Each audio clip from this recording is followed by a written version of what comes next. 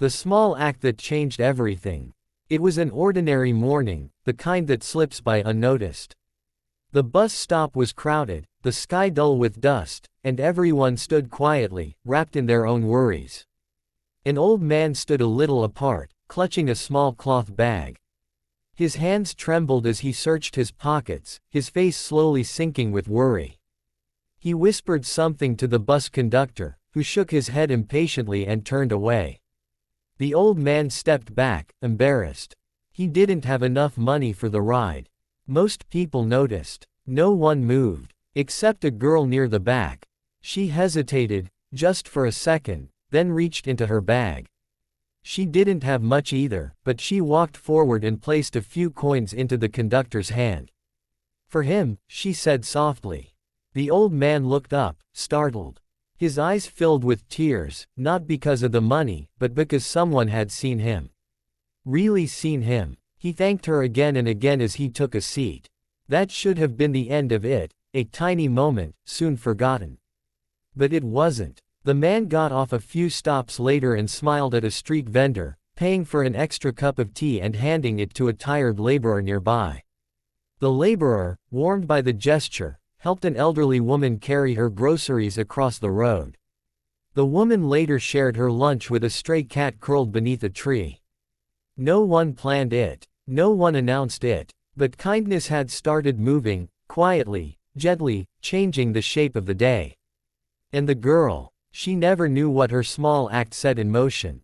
She just sat by the window, watching the city pass, feeling a little lighter than before. Sometimes, changing everything doesn't take something big. Sometimes, it only takes noticing, and choosing to care.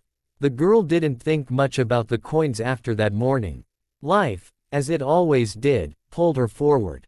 There were classes to attend, chores to finish, worries that waited patiently at the edge of her thoughts.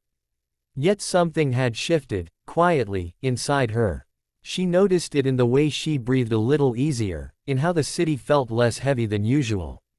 Across town, the old man walked home slowly, the bus ride still warm in his bones.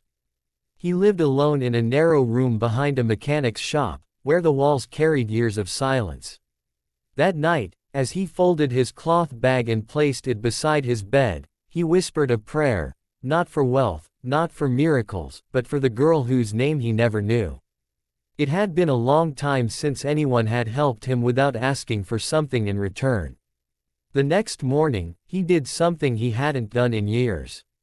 He opened an old tin box and took out a neatly folded paper, his resume from decades ago. It was worn and yellowed, but it reminded him that he had once mattered, that he had once worked with purpose. That same day, he offered to help the shop owner clean and organize tools. His hands still shook, but his heart felt steadier. The shop owner noticed. Within days, the old man had a small job. Nothing grand, but enough to bring routine back into his life. Enough to make him feel seen again. Meanwhile, the laborer who had received the cup of tea couldn't stop thinking about it. No one had ever handed him warmth without expecting labor in return. That evening, when he returned home exhausted, he listened more patiently as his son struggled with homework. He didn't raise his voice. He sat beside him until the numbers finally made sense. The boy smiled. That smile followed him to school the next day, where he shared his lunch with a classmate who had none. The teacher noticed. She wrote a note about kindness on the blackboard and told the class that small actions were like seeds. You might never see the tree, but it would grow somewhere. Days passed. Then weeks. One afternoon, the girl found herself at the same bus stop again. This time, she noticed something different. People were talking, laughing, even. The conductor helped a woman step up before she asked.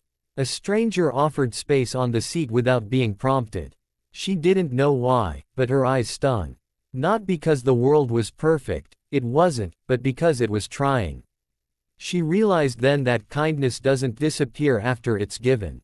It travels. It changes hands. It finds new shapes. It returns, sometimes, in moments you don't expect, like a smile on a crowded bus, or the quiet feeling that you are not alone.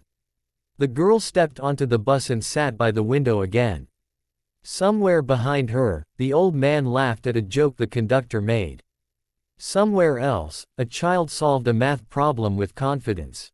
Somewhere still, a stray cat slept with a full belly beneath a tree.